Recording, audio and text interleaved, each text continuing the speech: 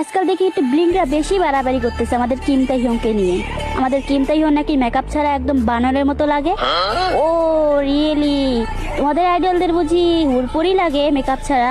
তো দেখো আমাদের কিম তাইহংকে মেকআপ ছাড়া কেমন দেখতে লাগে, আর দেখো তোমাদের জেনি আইডলকে কেমন লাগে মেকআপ ছাড়া, একদম পেতনি।